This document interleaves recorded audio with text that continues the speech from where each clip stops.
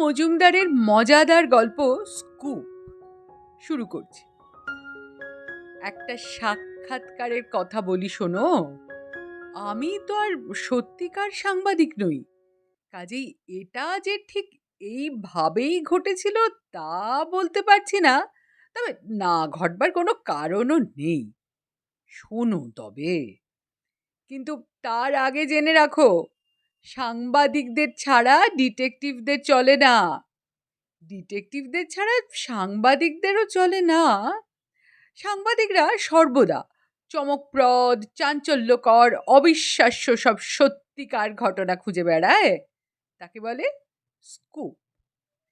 সাধারণত চোর, ধাপ্পাবাজ, খুনেগুন্ডা, ব্যাংক ডাকাত, চোরাচালানকারী বিষয়ক সত্যি ঘটনার ওপরে একটু রং চড়ালে দোষ হয় না, কিন্তু আগাগোড়া বানিয়ে লিখলে মেলা ঝামেলা হতে পারে।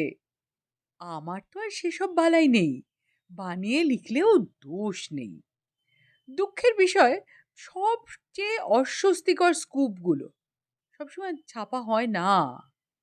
এই শিবশঙ্কর একজন উঠতি সাংবাদিক, তার ওপর যাকে বলা যায় টিকটিকি শাস্ত্র, তাই নিয়ে পাগল। ওর কাছে আমার সব জ্ঞাতব্য প্রশ্নের উত্তর পাই। যে বিষয়েও কিছুই জানে না তার পর্যন্ত জবাব পাই। তাতে আমার ভারী সুবিধা হয়। এদিকে সাংবাদিকদের মধ্যে ভারী রেষারেষি। যে যত বড় বড় স্কুপ সবার আগে নিজের কাগজে পৌঁছে দিতে পারে, তার সাফল্য তত বেশি। অথচ পরস্পরের সঙ্গে সহযোগিতা না থাকলেও মুশকিল। প্রত্যেককে যদি প্রত্যেক জায়গায় সরেজমিনে তথ্য সংগ্রহ করতে যেতে হয়, তাহলে কেউই কিছু করে উঠতে পারতো না। তাই ওরা একটা অলিখিত খবর সমবায়ের মতো তৈরি করে, যেখানে যা তথ্য পায় সব সেখানে জমা দেয় এবং সেখান থেকেই সব খবর সরবরাহ হয়।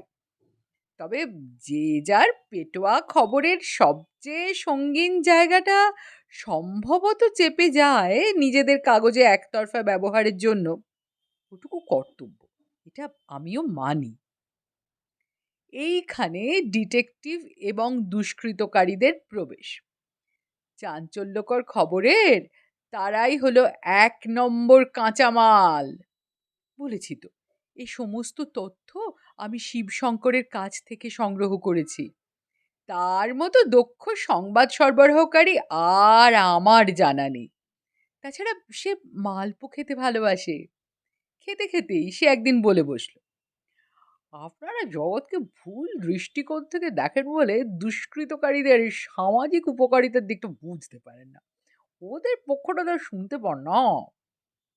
মহা রেগে মালপোর বাটিটা সরিয়ে রেখে বললাম, কিসের উপকারিতা?" শিবশঙ্কর হাত বাড়িয়ে বাটি থেকে বড় বড় ৪-৫টা মালপো তুলে নিয়ে বলল, আরে আমি কি আর আগে অত জানতাম? ঘটুর সাক্ষাৎকার নিতে গিয়ে আমার চোখ খুলে গেছে। ঘটু হলো গিয়ে ওই যাকে মনস্তত্ত্ববিদরা হয়তো বলবেন আবশ্যিক দুষ্কৃতকারী, অর্থাৎ চুরি, চামারি, জুয়োচুরি ইত্যাদি অহিংস কিন্তু লাভজনক দুষ্কর্ম না করেও থাকতে পারে না। ওর নিজের কোনো দোষ নেই, ওর মনের মধ্যে একটা কিছু রোগ আছে যা ওকে ওইসব করতে বাধ্য করে। যেমন ওই কারো কারো ফিটের ব্যামো থাকে, তাদের কি জেলে দেওয়া হয়? সে যাই হোক গে, জামাইবাবুর বড় ভগ্নিপতি, উনি হলেন বড় জেলের সুপারিনটেনডেন্ট, সে তো আপনি জানেনই।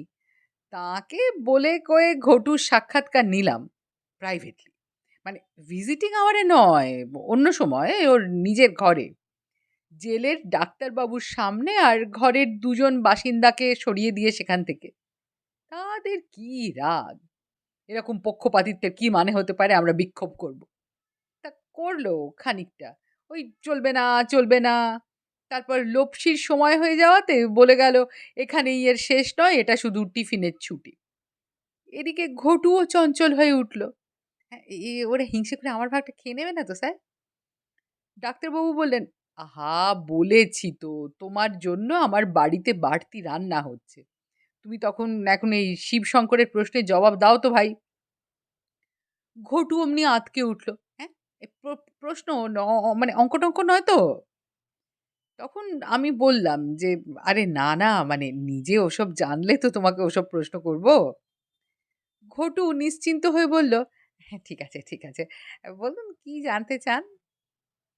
এবারে আমি খুদে রেকর্ডারটা খুলে চালিয়ে দিয়ে বললাম যে, আচ্ছা বলো দেখিনি তুমি ৫-৬ মাস অন্তর একবার করে এখানে এসে মাস ২ করে কাটিয়ে যাও কেন?" ছুটি করি স্যার, ছুটি। ডাক্তারবাবু থেকে যেজন্য শান্তিনিকেতন যান, হাওয়া বদল না করলে মানুষ বাঁচে। শরীর মনের একটু যত্ন না নিলে চলে। আহা! তাই বলে পাঁচিল ঘেরা হয়ে লোভ শিখে? কেন, কেন? লপ্সিটা খুব খারাপ হলো কিসে? একটু কাঁচা লঙ্কা আর সর্ষের তেলের ব্যবস্থা করলে আমার বউয়ের রান্নার চেয়ে ঢের ভালো। কিন্তু বন্ধ থাকতে হয় যে। আহা! কি বলেন স্যার? এই ঘুরে পালিয়ে, দৌড়ে, লুকিয়ে, ছিপিয়ে পয়সা কামানো বুঝি খুব আরামের? হ্যাঁ? আহা! তবে ওসব করো কেন? কি মুশকিল। ওই তো আমার কাজ। অন্য কাজ আমার ধাতে সয় না। দেশের কত উপকার করি বলুন? আমি তো দেশপ্রেমী। হ্যাঁ? বলো কি হে? হ্যাঁ, তা নয় তো কি। আমাদের জন্য কত হাজার লোক করে খাচ্ছে তা কখনো ভেবেছেন? বেশি ঝামেলা যদি করেন, যদি তাহলে আমরা সবাই দলে চুরিকম্ম ছেড়ে দিই, হ্যাঁ? আমাদের ইউনিয়ন আছে জানেন? খবরের কাগজ থেকে মাইনে পান। এটা কি বা বোঝেন? আমরা সবাই কাগজে চাকরি নিলে এই ধরুন এই ডাক্তারবাবুর চাকরিটা ফালতু ডিক্লেয়ার হয়ে যাবে না?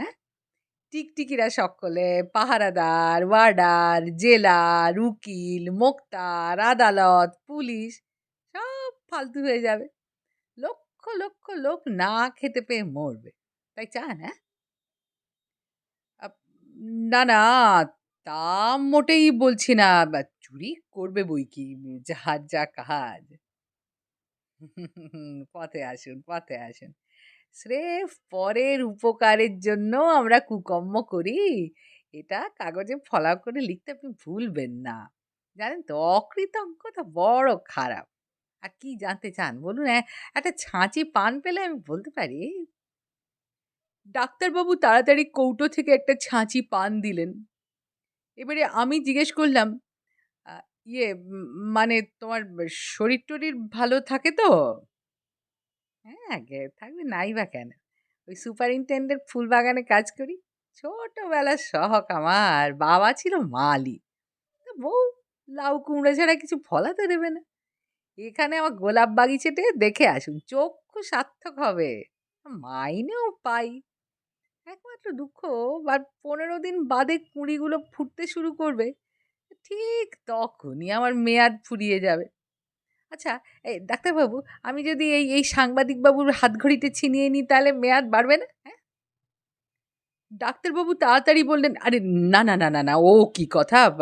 আমি তোমাকে প্রাইভেট মালির কাজ পাইয়ে দেব। চিন্তা করো না।" কিন্তু ওসব উটকো কথা বলে না বাবা। বয়স হচ্ছে ঘটু, দুষ্কর্মের পথ ছাড়ো। আজকাল জানো তো ওষুধ বেরিয়েছে, তাই খেলে কুকর্মের ইচ্ছে চলে যায়।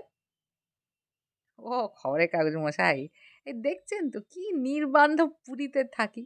কারো ওপরে আমি ভরসা করতে পারি না জানেন? লিখবেন, আমাদের দুঃখের কথা লিখবেন। এ ডাক্তারবাবু অব্দি এরম বলছেন। আপনিও আমাকে দুষ্কৃতকারী বলে ঘেন্না করছেন, হ্যাঁ? হ্যাঁ? আমি তাড়াতাড়ি বললাম, "আরে না, ছি! কি যে বলো? আচ্ছা শোনো, আমি বরং এবার উঠি। আমার নীতিজ্ঞানটুকুও কেমন গুলিয়ে যাচ্ছে। আর শোনো, কাসুন্দি দিলে না লপ্সিটা আরেকটু ভালো লাগতে পারে বলে মনে হয়।"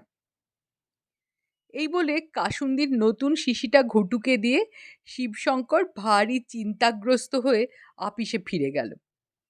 সঙ্গে খাসা একটা স্কুপও লিখে ফেলল। তার টাইটেল দিল দুর্নীতির উল্টো পিঠ।